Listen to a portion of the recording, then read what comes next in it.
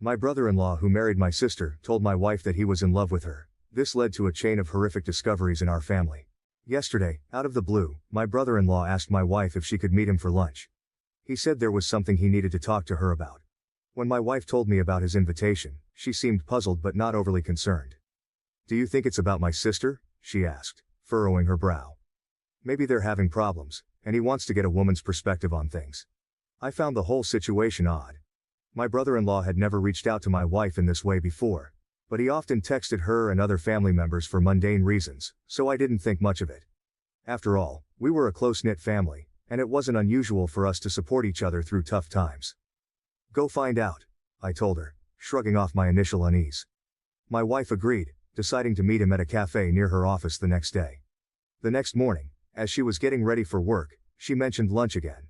"I'm still not sure what this is about," she said, a hint of worry in her voice. I reassured her, saying it was probably nothing serious.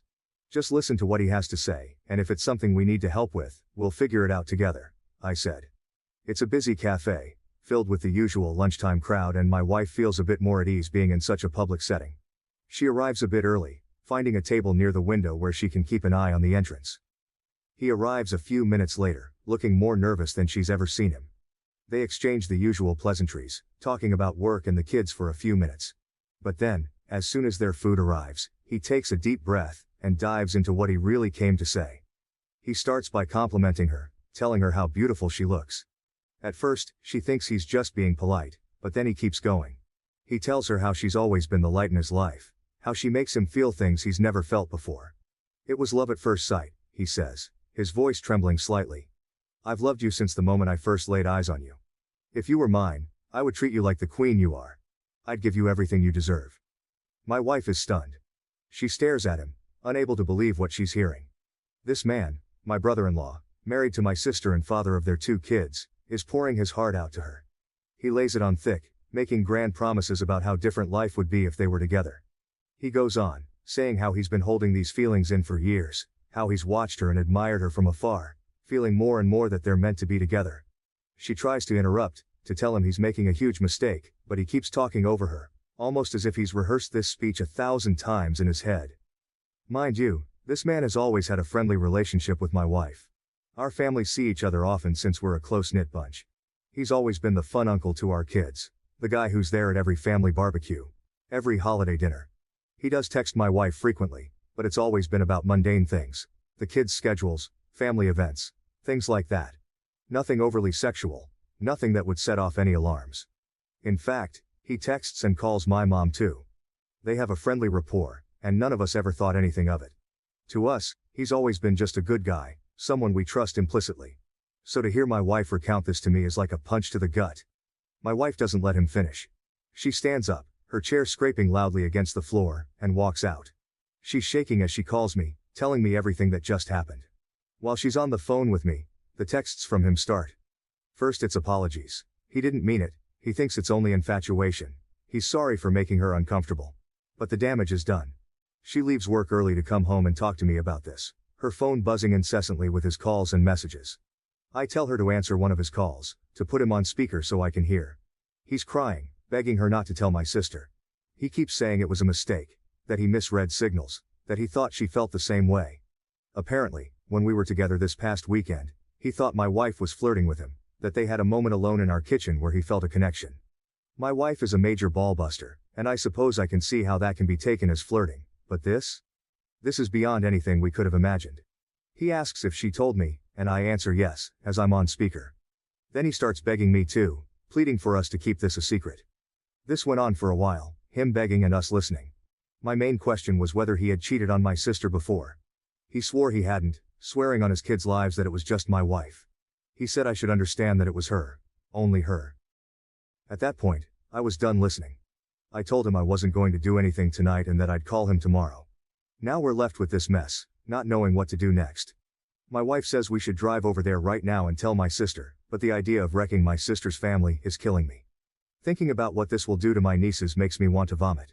I know the right thing to do is to tell my sister, but I'm also thinking about my wife. It's not her fault, but there's sure to be resentment from my family. Even if my sister doesn't divorce him and they reconcile, I can't see how we'll ever be together again like we were before, if at all. This whole episode can tear my family apart. I don't give a shit about him. He tried to destroy my family, but I do care about everyone else. Update. So everyone that told me last night that I couldn't wait to tell my sister was right. A little after 12, I got a call from my sister. She sounded upset and said she had to tell me something.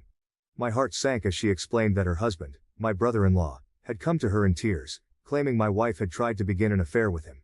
He spun a tale where my wife was the instigator, trying to shift the blame entirely onto her. I could hardly believe what I was hearing. I immediately told my sister that wasn't the case and assured her I would be right over. This situation needed to be addressed face to face, not over the phone. I hung up and, with a sense of urgency, called my parents. I woke my mother and father, explaining what was happening in quick clipped sentences. My father was furious. My mother sounded shocked, but resolute.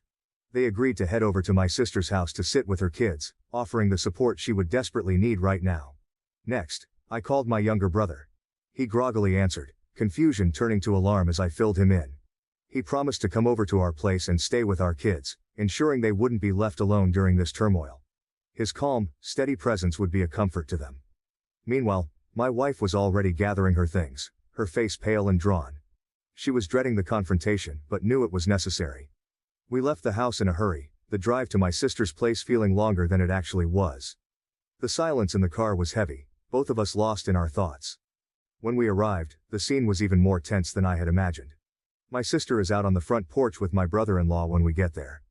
He looks beaten, eyes downcast, his posture slumped in defeat. He knows we have the texts and voicemails, the undeniable proof of his betrayal. I really don't know what he was hoping to accomplish by calling my sister in the middle of the night with his lies. Maybe he thought he could get ahead of the story, twist the narrative to save himself, but it was a futile effort. As we walk up to them, the tension in the air is palpable.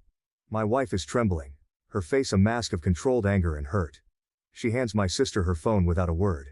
My sister takes it, her hands steady but her eyes burning with a mix of fury and pain. She scrolls through the texts, her expression hardening, with each one she reads. Then she listens to the voicemails, the damning evidence of his declarations, and her refusals. Before she can say anything, my brother-in-law starts sobbing. This is a man who runs into burning buildings, who faces danger daily without flinching. Seeing him like this, broken and vulnerable, is jarring. His cries are deep and guttural, raw with regret and fear. It's a scene that's almost surreal. A big tough firefighter brought to his knees by his own actions. My sister's face remains impassive, a mask of stern resolve. She's always been tough, but right now, she's unyielding. She waits for him to finish, her silence more powerful than any words. When he finally quiets down, still hiccuping with the remnants of his sobs, she speaks. Pack a bag and go, she says, her voice cold and clear. I can't stand to look at you. He tries to argue, to plead his case, but she's having none of it. Stop it, she snaps, cutting through his words. There's nothing you can say that will make this better. She turns away from him, walks over to my wife, and pulls her into a hug. It's a moment of solidarity between them, a small comfort in the middle of this nightmare. They've been friends since college, and the strength of their bond is evident.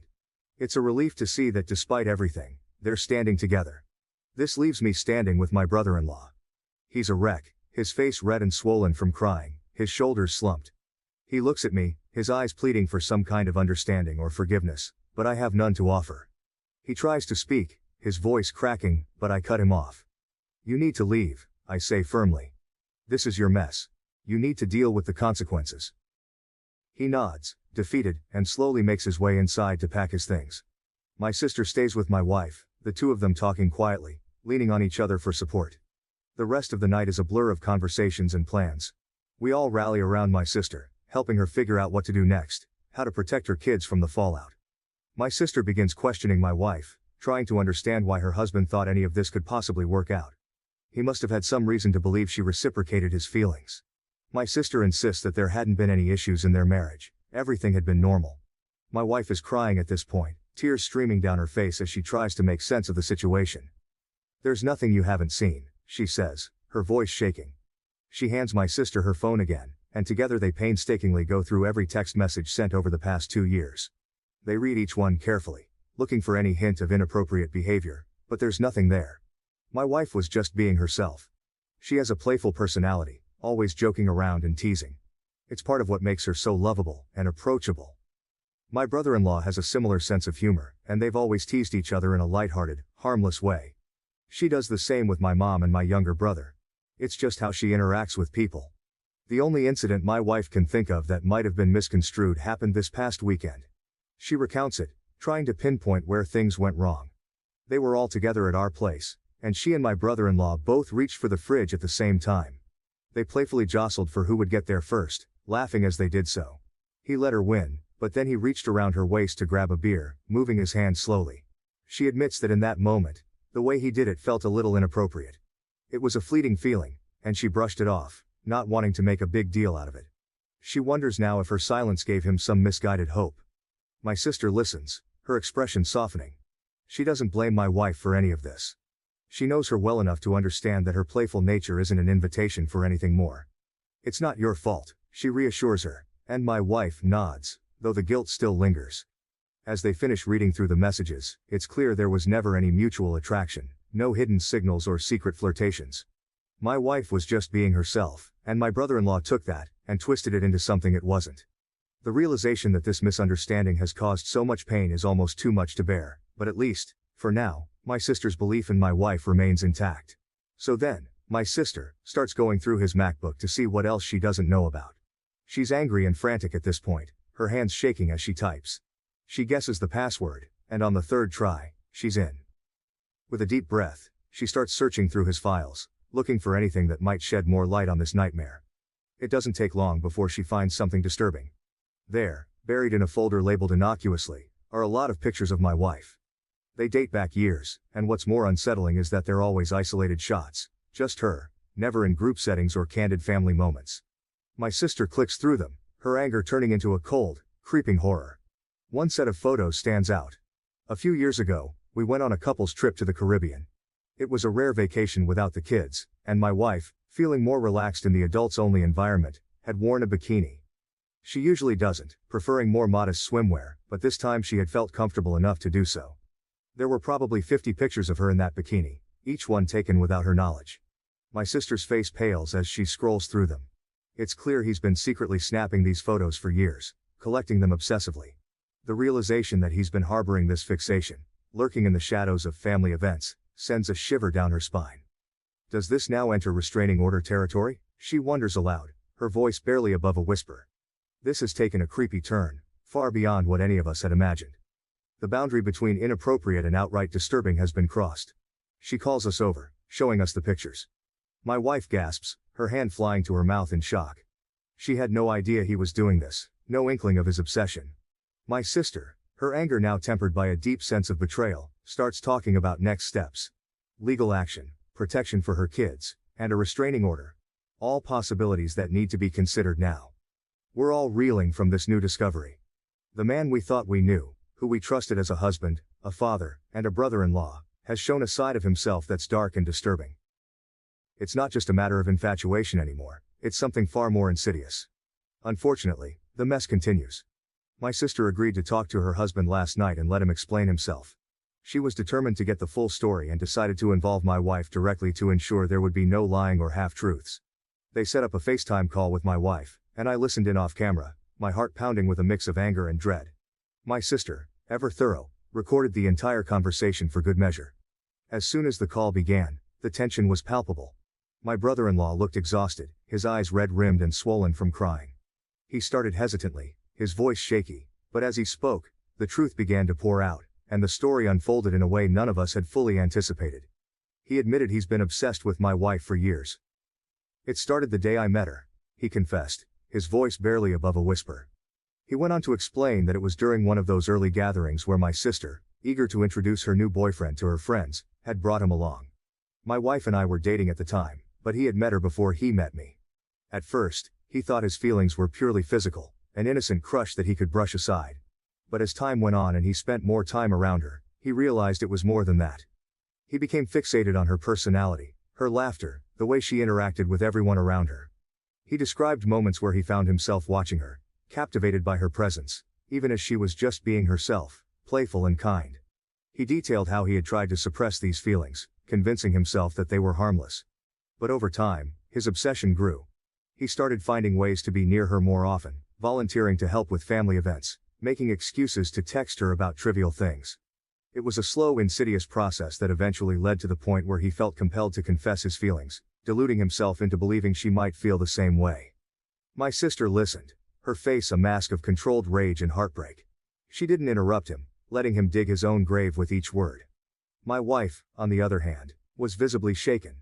Hearing how long this had been going on, how deeply his obsession ran, was almost too much for her to bear. When he finished, there was a heavy silence. My sister finally spoke, her voice icy and measured. "What made you think that my wife would leave me for you?" she asked, her eyes boring into his. He stammered, struggling to find the right words. He mentioned the supposed mutual attraction, the moments he had misinterpreted as signs of her reciprocation. My wife and sister exploded at that point, their pent-up anger and frustration spilling over. There was a lot of cussing, a lot of screaming, the raw emotion of betrayal and hurt coming to the forefront. My wife hung up the call, her hands trembling, her face pale. She was concerned for me, for us, assuring me repeatedly that the attraction was one-sided. I believed her. I always had. Even if she did find him physically attractive at some point, I knew she would never act on it. She's serious about trust and fidelity. Something she made clear early on in our relationship. This whole ordeal was a twisted fantasy of my brother-in-law's, a dangerous delusion that had nearly torn our family apart. The tension that had been building up during the call finally erupted into a storm of cussing and screaming. My wife's voice was a mix of fury and hurt, while my sister's was steely and unforgiving. The barrage of emotions was overwhelming, the air thick with betrayal and disbelief. The phone call abruptly ended when my wife, shaking and distraught, hung up because she was concerned for me. She turned to me, her eyes wide with fear and confusion. "It was one-sided," she assured me, her voice trembling. "I never thought it wasn't," I replied, trying to soothe her. Even if she did find him physically attractive at some point, I knew she would never act on it. She's just not that type of person. Early on in our relationship, there was a moment that encapsulated her stance on trust and fidelity perfectly. I remember watching her one morning as she was dressing, admiring her without saying a word. She noticed, gave me a teasing smile and asked if I liked what I saw. But then her expression turned serious, almost cold. "Never fuck up," she said, her tone leaving no room for misunderstanding. "Or you'll never see this again." She meant every word. My wife is serious about trust. Once it's broken, it's almost impossible to mend. As I sat there, replaying the chaotic scene in my mind, I couldn't help but reflect on my brother-in-law. I knew he was a little cocky, always walking with a certain swagger, but my God, I never knew he thought so highly of himself to believe he could pull off something like this. His delusions of grandeur were staggering, completely detached from reality. I talked to my sister later on, once the initial shock had started to wear off and we could speak more calmly. She was resolute, determined to protect her children from the fallout of her husband's actions. She told me she would be contacting a lawyer first thing Monday morning to see what steps she could take to limit his exposure to their kids. She wanted to ensure that they were shielded from as much of this mess as possible. "As far as I'm concerned, he's detached from reality," she said, her voice steely with resolve. Her concern was no longer about saving her marriage but about safeguarding her children and maintaining a semblance of stability for them. Anyway, my brother-in-law returned home yesterday, not because my sister wants him back but because she can't legally stop him. Despite the turmoil and the clear betrayal, he has the right to be in the house until the legal proceedings move forward. The atmosphere is tense and uncomfortable, filled with unspoken words and palpable resentment. They are done, and I think he realizes that now. There's a hollow look in his eyes, as if he understands that any hope he had of salvaging their marriage is gone. The lawyer tells my sister that since my brother-in-law's behavior over the past few days has been documented, there is a good chance she will be granted full custody of the kids. The texts, voicemails, and the disturbing cache of photos all paint a clear picture of his obsession and instability. He doesn't seem to even want to fight her on that. It's as if he knows he's lost everything and is too weary to put up a battle. My sister will be fine. She's stronger than she looks, and any love she had for him is gone. She moves through the house with a determined air, her focus now entirely on her children and their future. She doesn't seem to be broken up about it. Rather, she looks like someone who's finally seen the truth and is ready to move forward. The kids don't know what happened yet. They sense something is wrong. Kids always do. But they don't know the details. My brother-in-law was never around much anyway when the kids were home.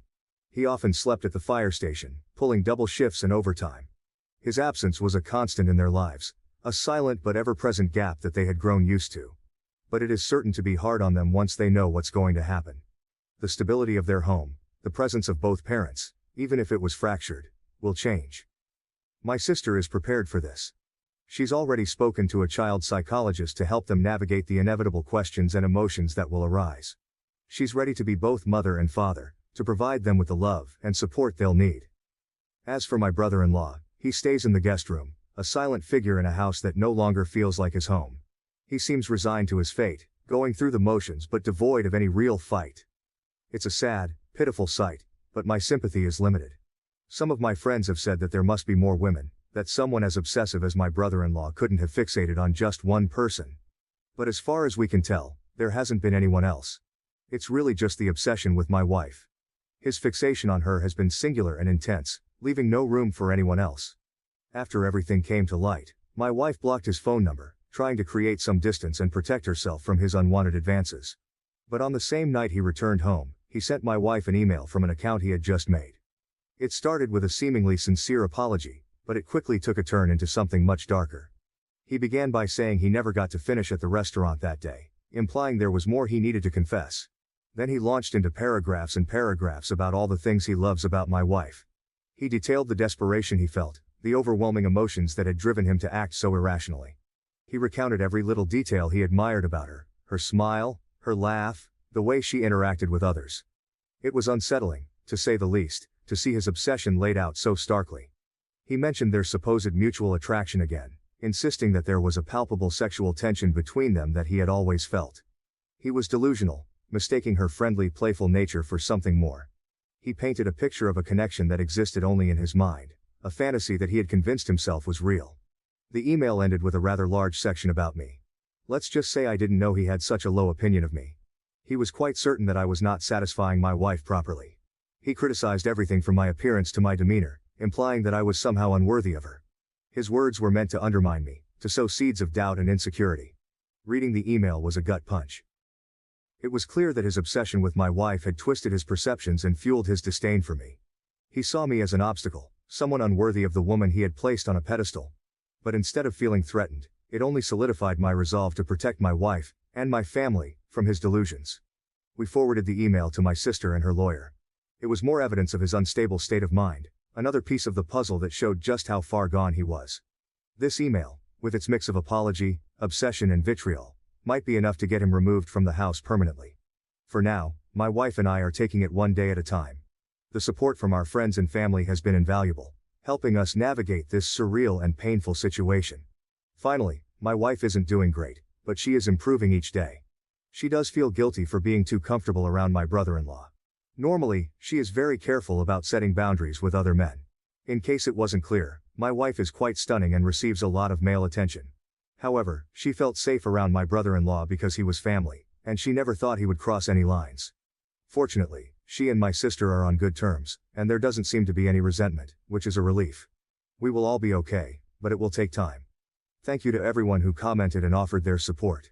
My primary concern throughout this was my sister and her children. The impact of my brother-in-law's actions on their lives is immense. Ensuring their protection and emotional well-being became our priority. Children, especially, need shielding from such toxic situations to maintain their sense of security and normalcy. When faced with such a situation, it's essential to act quickly and decisively. We didn't hesitate to gather evidence, confront the issue, and involve legal help to ensure the safety and well-being of everyone involved. Procrastination or denial could have led to further harm. What do you think about this story? Please share your comments down below. Thank you for listening to Vibe Tales.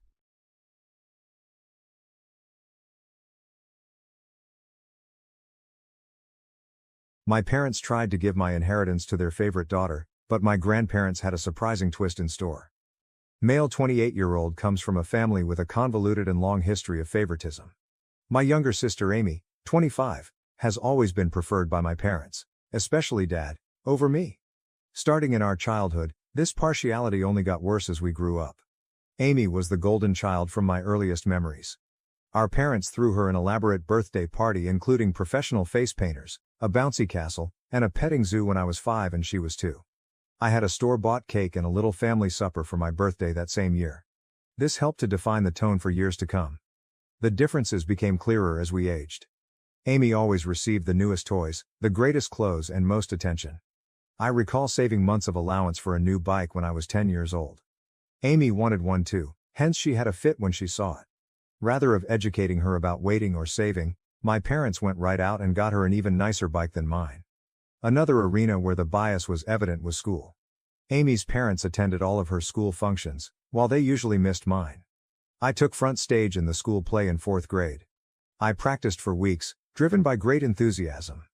My parents arrived an hour late on the night of the play, therefore missing my major scene. They were consoling Amy after she complained of stomachache. She was good later on, they had simply lost count of time playing with her. Regarding academics, nothing I ever appeared to do seemed sufficient. I joined the math club, often received straight A's in middle school, and even took first place in a regional science fair. Though my parents hardly noticed these successes, they gave Amy a celebratory dinner and purchased her a new phone as encouragement to keep getting better when she scored a B+ on one test in her weakest subject. In particular, high school was difficult. With an eye toward their approval, I put myself into whatever activity I could. Along with keeping a 4.0 GPA, I was editor of the school newspaper, debate team captain. Amy coasted through school, hardly keeping a C average, and spent much of her time hanging out with friends. I was chosen from our university as one of 2 junior year applicants to participate in a famous summer program at Harvard. It was such an honor, and I felt great. My dad grumbled and moved the topic to Amy's forthcoming dancing performance when I told the news over supper. At least my mother remarked, "That's nice," but she moved on fast. My parents couldn't bring me to the airport on the night Amy's concert fell on the same day I was leaving Harvard as they wanted to see Amy perform. I asked the parents of a friend for a ride. Another agonizing experience was the college application process. I worked months on improving my essays, engaged in extracurricular activities, and SAT preparation. Several elite colleges accepted me and I was given a sizable scholarship to my ideal college. When I told my parents about this at supper, their reaction was barely passable. "That's good, but don't let it run to your head. College isn't everything," my dad advised. "Just remember about us when you're off becoming a big shot," my mother said. On the other hand, my parents were quite understanding when Amy barely passed high school and chose not to attend college. They admired her for knowing herself and for defying social expectations. Something they never done for me, they even paid for her a car as a graduation gift. Emotionally, this persistent favoritism suffered me greatly. Over my teens and early 20s, I battled anxiety and despair. Beginning therapy in college, I came to realize that my parents' actions were not my fault. Years of effort were needed to develop my self-esteem and learn to validate myself rather than depending on my parents' approval. My immediate family did not help me, yet I still managed to lead a decent life. By the time I finished from college with honors, I had a decent job in finance, and even purchased my own house by 27 years old. Though my parents aren't, I'm glad of what I've accomplished. Here then, is where the current drama begins. On Dad's side, my grandfather died not too long ago. He left a sizable estate and was a successful businessman who started from nothing. In his will, he split his possessions equally among his grandchildren, including me, Amy, and our cousins, as well as his children, Dad and his siblings. My portion of the bequest was significant, roughly $500,000. It would have let me invest in my future, pay off my education loans, and perhaps even launch my own company someday. This unanticipated windfall and the chances it could present made me happy. When the will was read though, my parents clearly became agitated. Later, they drew me aside and said they felt it was unjust I received an equal portion. Amy, who lives in our parents' basement and works part-time at a coffee shop, said she needed the money more since she was suffering. Though stunned, I attempted to keep cool. I clarified that Grandpa made this decision. They had no say on how he decided. They insisted I should act morally and give Amy my fair part. They became enraged when I turned down and began guilt-tripping me, calling me unappreciative and selfish. Every incident my dad could recall where they had helped me came under discussion. Though I worked part-time to help with finances, he emphasized paying for my medically necessary braces, buying me school supplies, the bare minimum, and allowing me reside at home during college. He conveniently forgot about the car they bought Amy, the many shopping sprees, and the fact they still support her at 2025. The matter got rapidly more serious. Acting as the will's executor, my dad chose to handle things himself. Along with her own inheritance, he declared he would be interpretation Grandpa's intentions and give Amy my whole part. He said Grandpa would have wished if he had known our unique situation. I was broken. This was not only obviously illegal but also a terrible reminder of how little my parents thought of me. Pointing that Grandpa had always treated all his grandchildren equally and that he was aware of our circumstances, I tried to reason with them. Then my mother accused me of speaking ill of the deceased by implying Grandpa would have preferred anything else than what my dad was advocating. I mentioned certain memories of Grandpa pushing my academic and career goals, but my parents brushed off these as misinterpretation. They said Grandpa wanted to make sure Amy was taken care of and had privately voiced worry about her future. They had no response when I asked why he hadn't simply penned the will that way then. Amy, for her part, was awkward about the circumstances but did not voice criticism of our parents. She merely shrugged and said, "Mom and Dad know best." When I tried to chat to her alone, she obviously wasn't going to be much help. Feeling misled and wounded, I asked Grandpa's widow, my paternal grandma, for guidance. Hearing what was happening, she became enraged. She informed me that my parents had no authority to alter the will and that this was exactly not what Grandpa had planned. Grandma sent some material that clarifies the matter. Several years ago, apparently, my parents asked Grandpa to give everything to Amy in his will. Grandpa had steadfastly objected, saying he thought all of his grandchildren should be treated equally. He had even included a stipulation in his will declaring that anyone challenging the equitable distribution would lose their portion.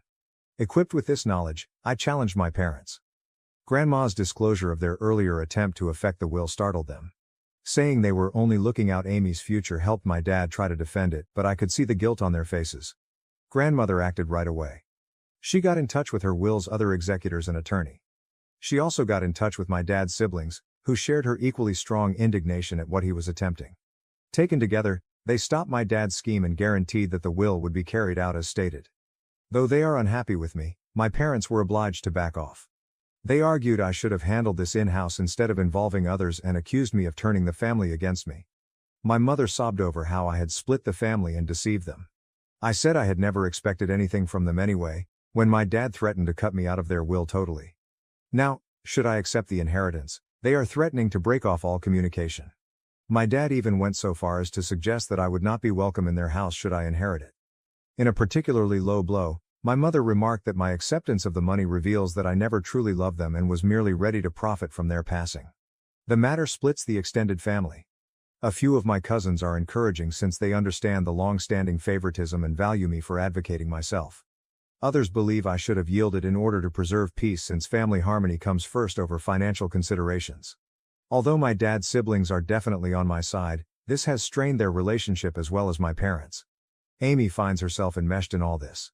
She confided in me privately that although she feels bad and didn't ask for this, she is not ready to challenge our parents.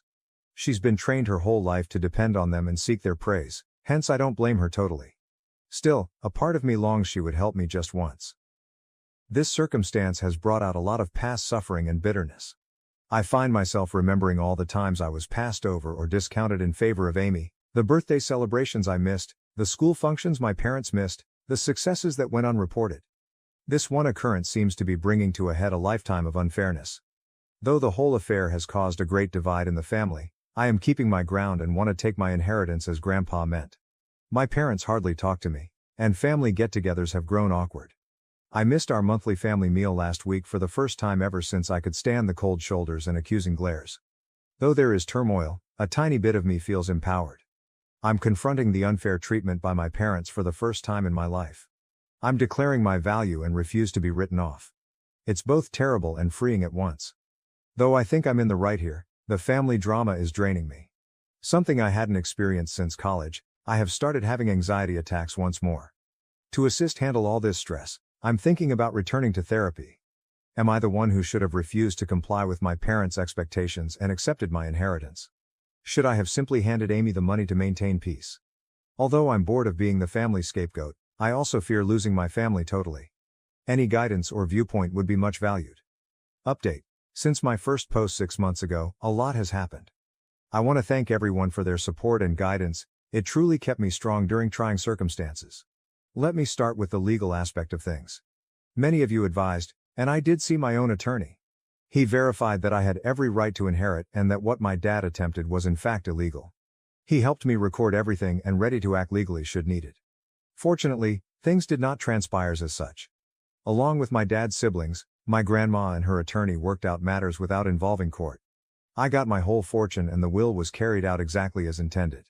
Because of his will manipulation attempts, my dad was removed as an executor. This was a somewhat demanding process spanning several weeks. My parents threatened litigation, There were tense meetings and furious phone calls, but ultimately the law was unambiguous and they had to back off.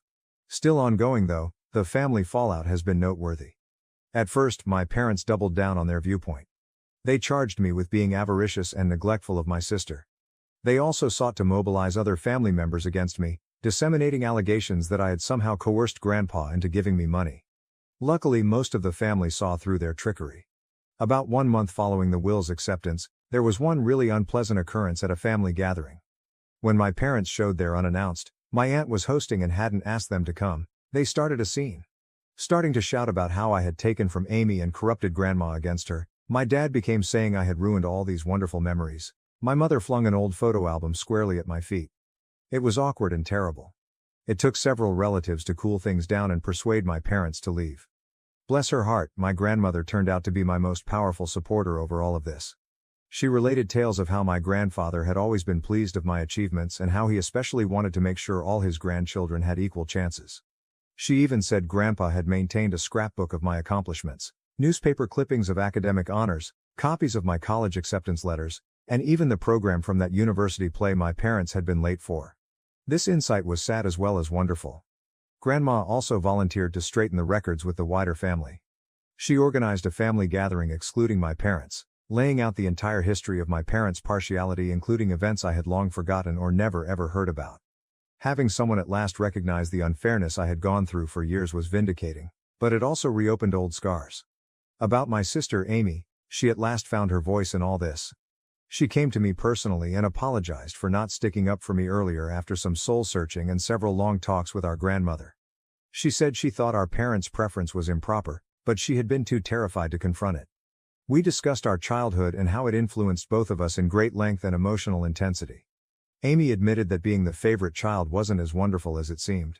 She never learned how to stand on her 2 feet and felt great pressure to live up to our parents' expectations. She told tales of times she yearned to accomplish things on her own, but our parents would swoop in and handle everything for her, therefore depriving her of the opportunity to develop and learn from her mistakes. For our relationship, this talk marked a sea change. We began to mend the sibling link our parents' partiality had broken. Just the two of us have been routinely meeting for coffee to discuss and encourage one another through this family crisis. Declaring that she was going to pay for college with her inheritance astonished everyone. She claimed seeing me stand up for myself motivated her to start managing her own life. Once she decided what she wanted to study, she registered in a nearby community college, first intending to transfer to a 4-year university. Our parents let out startled gasps. They knew, I believe, that their babying had not done Amy any favors. The response of my parents to all this has been diverse and changing. They first attacked both of us angrily. They tried to guilt Amy into quitting college to help the family since they said I turned her against them. They changed strategy when that proved ineffective. After several protracted talks with my grandmother and seeing Amy's great transformation, my mother began to recognize how damaging their actions had been. She has made some hesitant moves toward reconciliation, even beginning therapy to address her problems. She got in touch to apologies, owning that she had been unfair and requesting a chance to right things. It's a slow process, and while I'm gently hopeful, I'm also keeping strong limits. Sadly, my dad has been less likely to own any mistakes. Still furious, he feels as though he is the victim in all this. He has been chilly toward Amy since she chose to go college and hardly speaks to me. He has tried a few times to control us, threatening to sell our childhood house should we fail to come to our senses or forgiving us should we realize we were wrong. Although we are both standing strong, it hurts to see him distance both of his children like this. The dynamics among the extended family have changed dramatically. I now live closer to my dad's siblings, who have been quite helpful, and my grandmother. Having heard from my aunts and uncles about handling my dad's challenging conduct over the years, it has lessened my loneliness in this fight. Deeper bonds with some of my cousins who stood by me have also developed. Starting a monthly cousin meal allows us to all catch up free from the drama of the older generations. For myself, I have been making sensible use of my inheritance. Having paid off my college loans, I now feel an amazing degree of financial freedom. Working with a financial advisor, I have assembled a varied investment portfolio. I have also set aside some funds to maybe launch my own company some years forward. Opening a community center with reasonably priced mental health treatments and financial literacy seminars is something I'm investigating. But for me, buying therapy for myself and volunteering to do the same for Amy has been the most significant application of the money. Both of us are learning to set reasonable limits with our parents and are working on healing from our childhood events. Though it's a long road, I already feel as though I'm developing in knowledge and ability to overcome emotional neglect and long-term partiality. This whole process has brought some surprising good improvements into my life. I now know a great deal about establishing limits and defending myself. Though I know I did the right thing, it hasn't been easy and there are still difficult days. I feel good about myself for resisting guilt and pressure. Among the most unexpected results has been a change in my work path. Dealing with all this family conflict and undergoing therapy has helped me to see my own passion about supporting people who, dealing with all this family dysfunction and doing therapy has helped me to see how driven I am about supporting others who have gone through same family dynamics. Currently thinking about returning to school to specialize in adult children of emotionally immature parents and work as a family therapist. I have also been helping youngsters from challenging family homes at a nearby youth facility. Being able to offer the kind of encouragement and support I wish I had had as a youngster is immensely satisfying. I'm even considering creating a scholarship fund for children from same circumstances using some of my inheritance. My contact with Amy has kept getting better. Once a month, we have a siblings' day when we do something entertaining, just the two of us. Our hiking and picnic last month was the most laid back and connected we had felt since we were small children. Without our parents' influence, we are gently reconstructing our connection on our own terms. Regarding my parents, things remain tricky.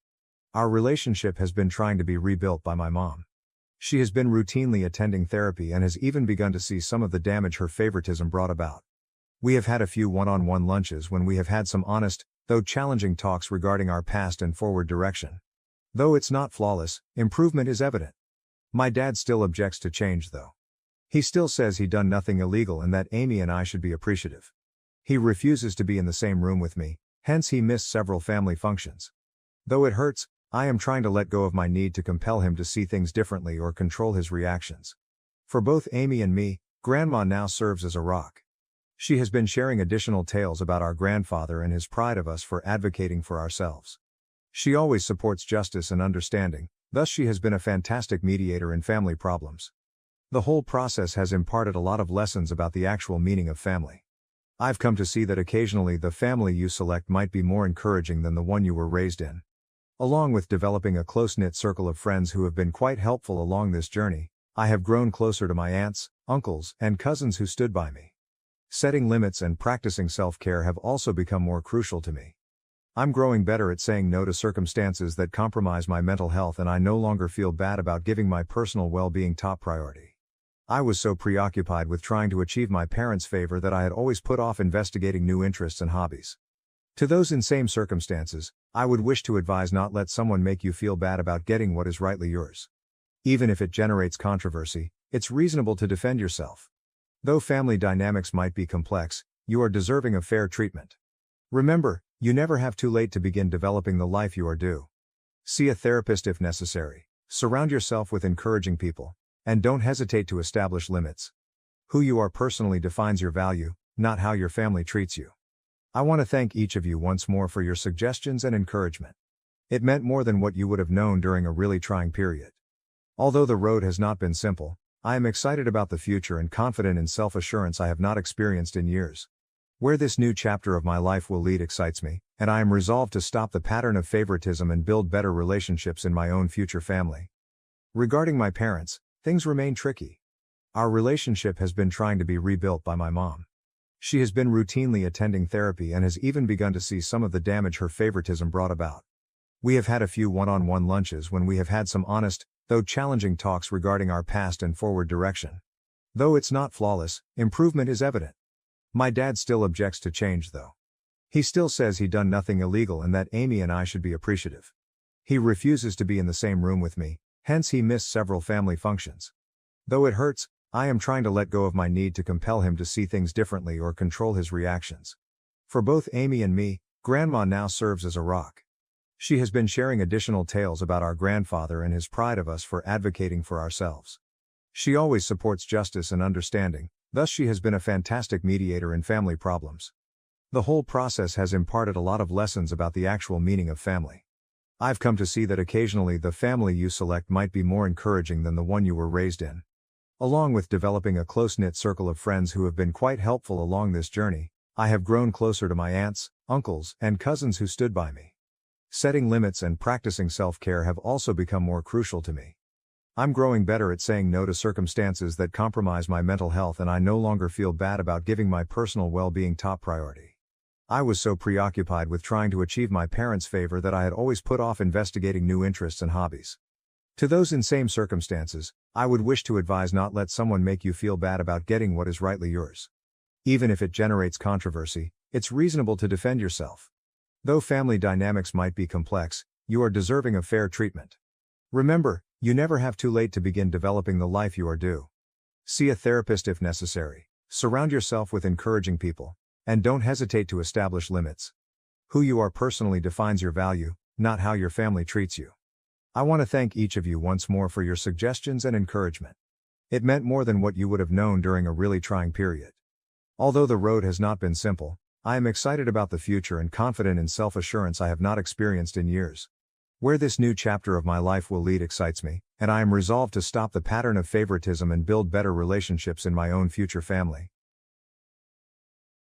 Thank you for watching. If you haven't subscribed yet, please do so and hit the notification bell to stay updated with more shocking real-life stories happening around you.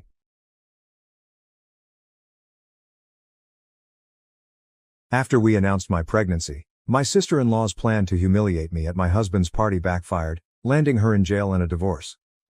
For the last 7 years, I, 29F, have been wed to Harry. Except for his relationship to his sister, Kayla, who brings all the negative into our life, I enjoy everything about our marriage. Now don't get me wrong, when I initially met Kayla, I loved her. But with time, I rapidly changed my view. She is poisonous, manipulative, and really negative.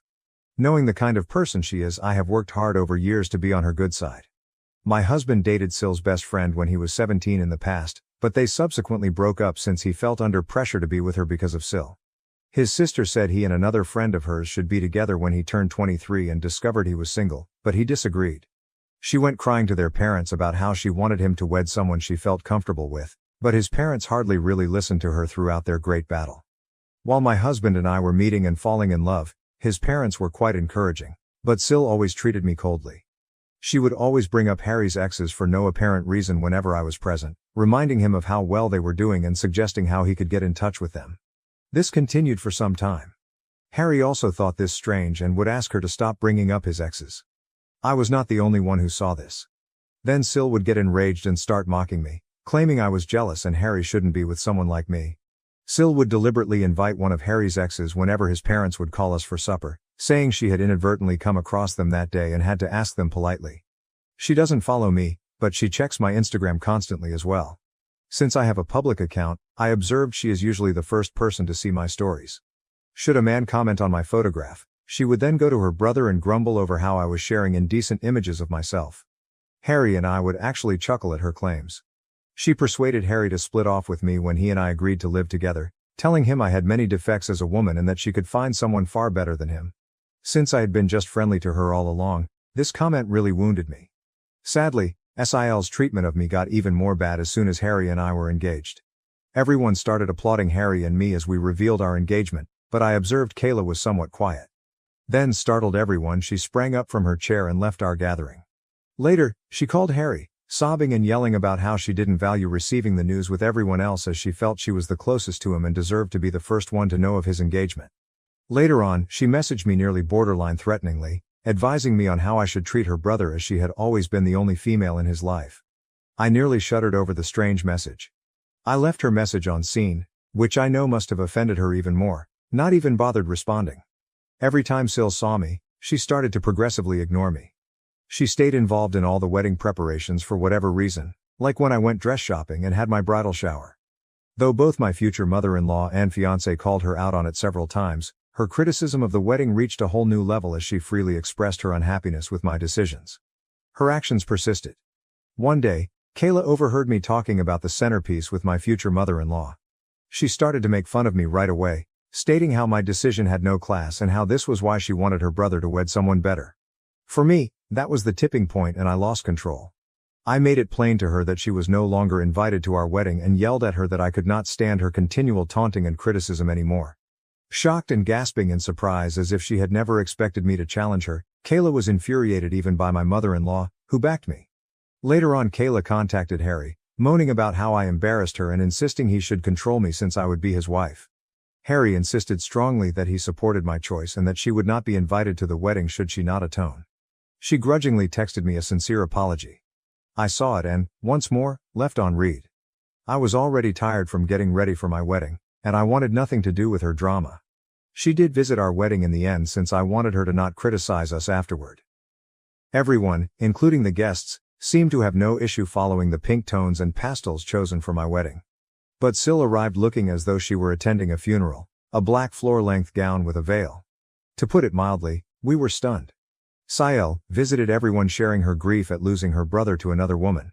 My husband approached Sael about her discomfort with her wedding attire at the reception. Saying that she had the right to wear whatever she chose and that I was too domineering, she sought to portray the victim. When her non-stop scene-making persisted, my mother-in-law and father-in-law ultimately ordered her to leave. It was embarrassing for me. Ever since that day I avoid her. I forbade Syl anywhere near our kid when I delivered my son Nate. She tried to oppose it but my husband's parents had my back. They supported my choice and knew exactly why I wanted Syl far from my infant. Sil suffered a miscarriage with her then boyfriend Jamie 2 years ago and it totally shattered her. For everyone, that was indeed a depressing period.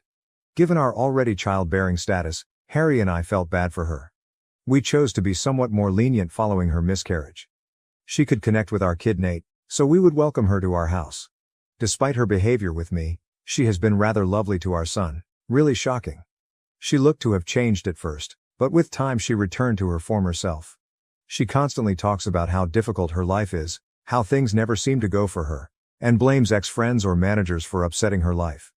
I have found over time that she is never wrong in her thinking. She is always attempting to get people on her side by playing the victim card and hardly acknowledges any flaws in confrontations. She chose to get married this year and invited everyone to save us.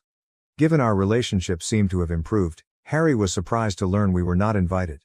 She began to explain how she won't let me come since I would cause disturbance to her wedding when we questioned her about it. Having never done anything to her, I phoned and asked her why she would think something like that. Kayla began to tell how she had deliberately dressed in all black for our wedding, so now she was worried that I might do the same and this was why she wanted me off-site. I informed my spouse straightforwardly about how manipulative she was, outraged about it. After discussing with his parents, Harry decided to let Syl know they would neither be attending the wedding nor would they pay for it. This turned Syl to tears, and she began to blame me for starting this disaster. Her husband told her she had no right to be pointing fingers at me as she had freely admitted her own error. Kayla, however, explained her behavior by stating that I should just get over it since our wedding was long ago. Later, she contacted me to apologize and ask for forgiveness as FIL and MIL were still not paying for her wedding. Though I hate to say it, Kayla can be quite charming and convincing when she wants something. I wanted to just go forward from the past and forgave her. Her wedding to Jamie went perfectly. We all showed up and had fun. Not even 6 months later, Kayla appeared at our door grumbling about her marriage failing. For a few days, Harry and I let her stay with us where she would spend endless hours venting about her husband. They appeared to be struggling to conceive, and Kayla was obviously blaming Jamie for everything. When I went to speak to Kayla, she insisted it was entirely her husband's responsibility. She would be hyper-focused on our lives and try to create things that didn't exist when she was not grumbling about her husband. For instance, usually every morning before heading to work I visit the gym. When I'm running late, I occasionally grab my work clothes so I may finish my workout, have a bath, and change into my business wear. Sael observed this for some time and would have many questions about it, including why I was bathing or why I even needed to visit the gym. I didn't give it much thought and would tell her how I liked keeping my weight and how I disliked visiting the office all sweaty. She would nod and lick her lips. Mill was telling us about a friend of hers who was divorcing right at lunch. She left her friend's spouse and grabbed half of his assets after learning about his adultery with her. Sael stopped her abruptly to ask my husband whether he and I had signed a prenup before we were married. We paused to stare at her. We stopped eating.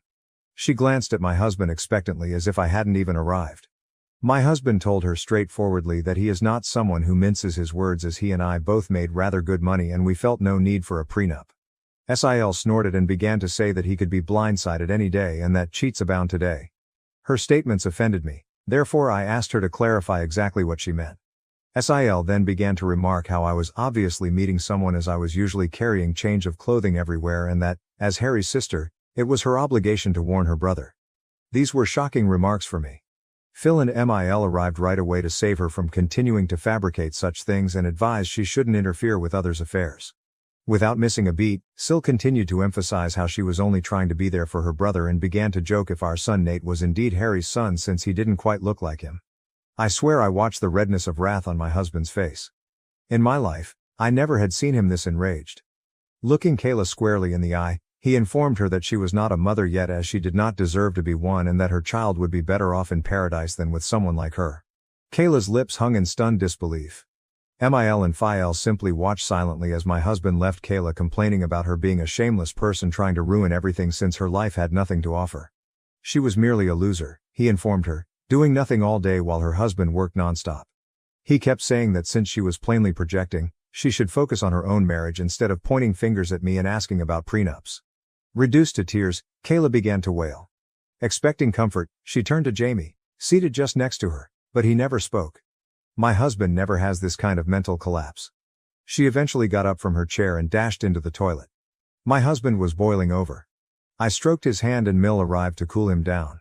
Understanding just how annoying she could be, I nodded as he apologized for what his sister had said about our son. Having taken enough from Kayla over the years, I was somewhat relieved that my husband stood up for me so publicly.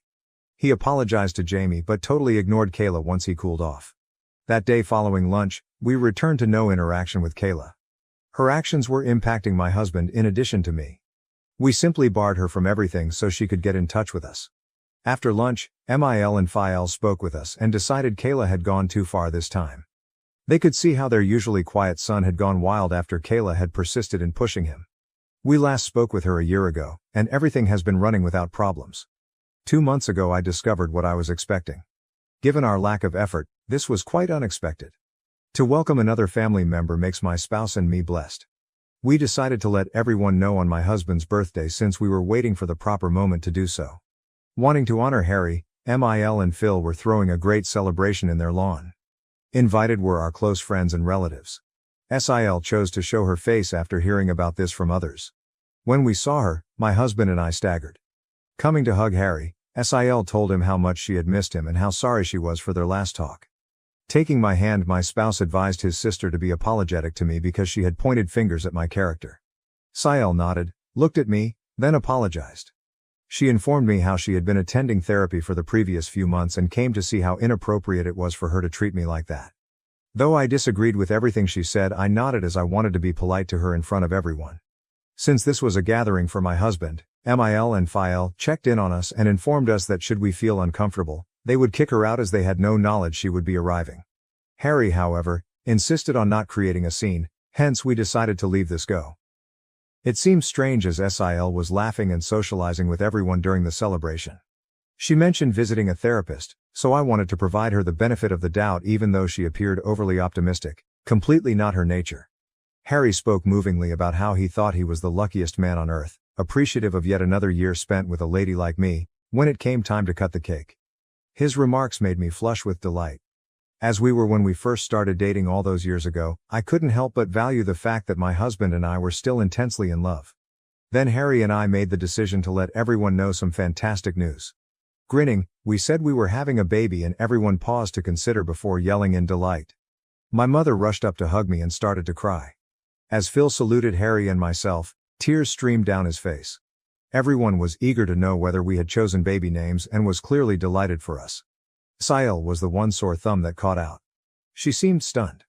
Her mood changed and she simply turned away from us appearing irritated, so I assumed maybe she was processing things slowly.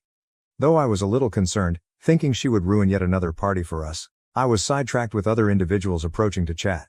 I got up to assist my in-laws carry lunch, but Rick and my parents begged me to stay seated, telling me I should not even move at this point. Sil approached me beaming as I was calmly waiting for my husband to bring me a meal.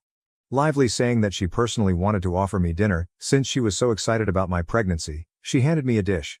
She even said as she passed me the plate about how she wanted to make it up to me for all the times she had been nasty to me in the past. I nodded and politely approved. She then turned to go. I was ready to start digging when I fortunately found she had put shrimp on my dish. I know I am quite allergic to shrimp, hence I was surprised Sil even brought me this. Disappointed, I shook my head and got up to get my own lunch. Jamie approached me at that point to wish well on my pregnancy. After a little conversation, he asked me why I hadn't been eating. Jamie reassured me not to worry and removed the dish from my hands after I pointed out how Sil had served me shrimp, probably by error. Since he enjoyed eating shrimp, he told me he could have this dish. I could buy a fresh plate for myself. I nodded, grinned, then turned aside.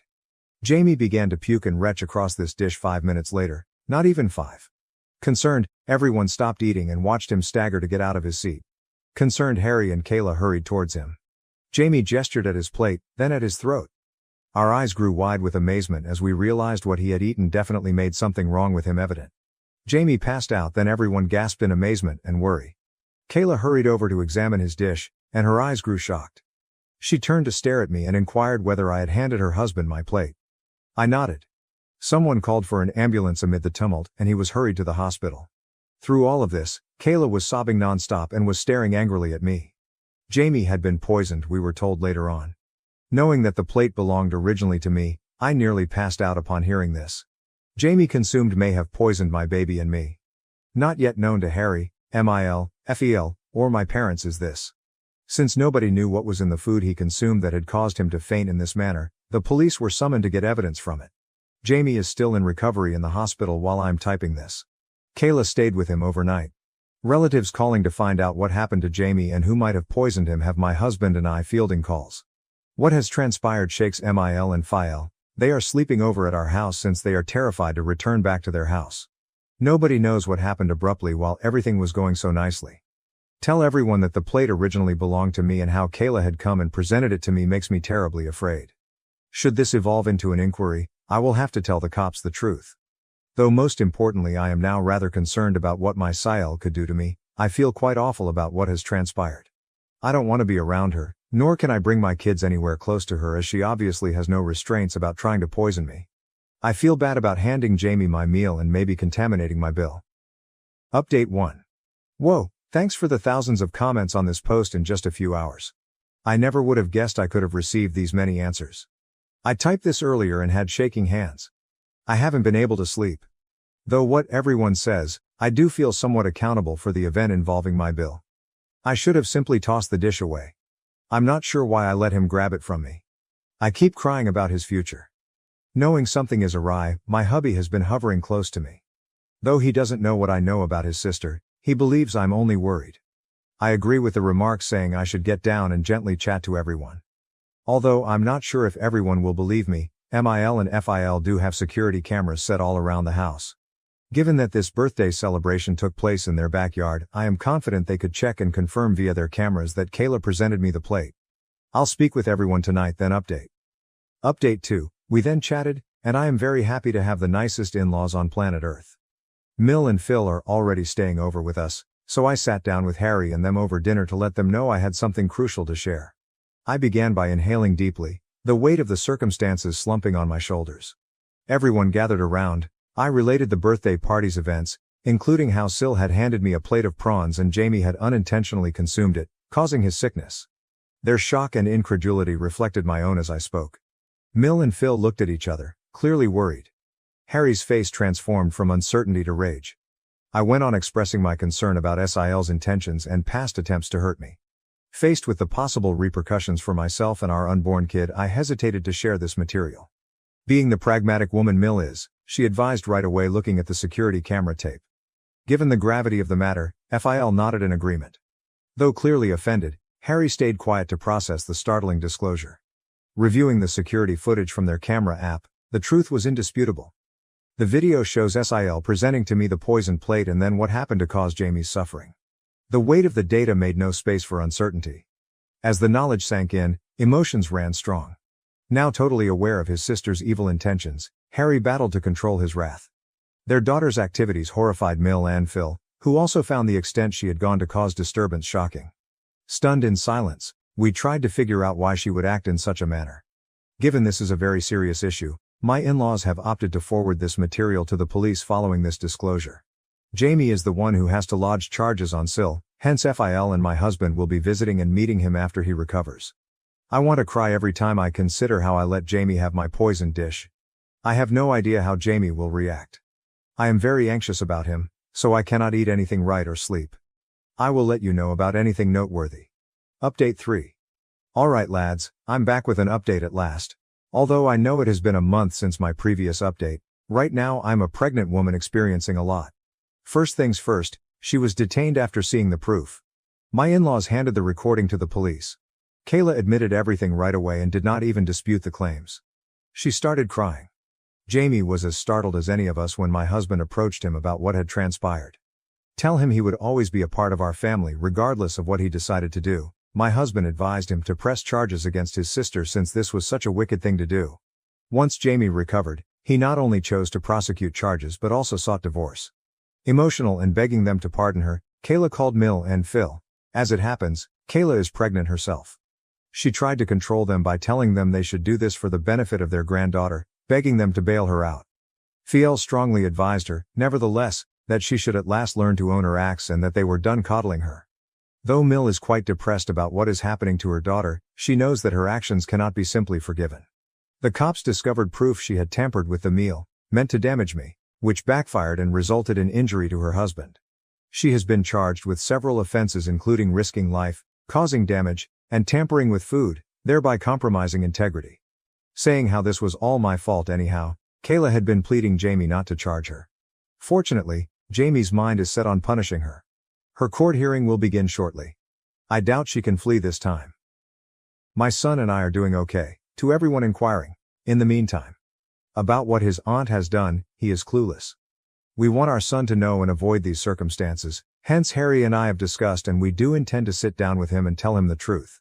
Having a difficult but absolutely vital conversation with a young child will be challenging but essential.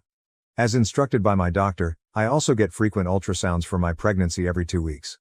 We want the kid to be a surprise, hence we do not intend to find out her gender. Knowing what has happened to Kayla, my parents have been somewhat protective of me. They are urging me to see treatment since they are concerned this could compromise my psychological well-being during the pregnancy. I agree with them as, while behaving normally, I have a deep-rooted phobia of what Kayla did to my meals and avoid eating any outside food or anything I have not made myself. Hopefully, my husband will help me to overcome this illogical phobia as he knows about it and supports me all through. Update 4. I last checked 8 months ago. Kayla is a prisoner right now. She came out guilty on the allegations. Though I never went to her court hearings, occasionally my in-laws would tell me how Kayla came clean to the court admitting years of jealousy of me. She had always dreamed of one of her best friends marrying my husband, hence when he started dating me, she would always try to harass me since she never wanted an outsider to marry her brother. She became jealous when we told my husband's birthday party we were expecting as she was also going to reveal her pregnancy. She wanted to share her wonderful news since she had miscarried once, but she felt we stole her opportunity to shine. She became so enraged then, from her pregnancy hormones, mixed a little bit of rat poison with my supper. She said she wanted me to wind up in the hospital but she never wanted to physically hurt the baby or myself. She said she deserved a reduced punishment as she never expected me to offer her husband my plate and since I essentially poisoned her spouse. Of course, the judge answered her pleadings. She was put to prison and will be far from our life for some considerable while. Jamie is also at last free since she has also effectively divorced him. We have seen him over the months and keep including him into our family events whenever we can. He informed me that it was never my fault when we spoke and I profusely apologized to him for handing my plate to him. Hearing that I had been rehearsing it over and over again in my thoughts, wishing I could have done things differently so he was never poisoned, I started to cry. That Jamie is doing well right now makes me happy. Regarding Harry and myself, our family now boasts a baby daughter. Our daughter's presence has warmed and lit our life despite the shadows of the past still there. Being a big brother makes our son Nate very happy, and he has been loving and caring toward his little sister. Seeing our kids connect makes us appreciate things. My parents and in-laws have been there for us all through, guiding us through this new phase of our life. Thank you for watching. If you haven't subscribed yet, please do so and hit the notification bell to stay updated with more shocking real-life stories happening around you.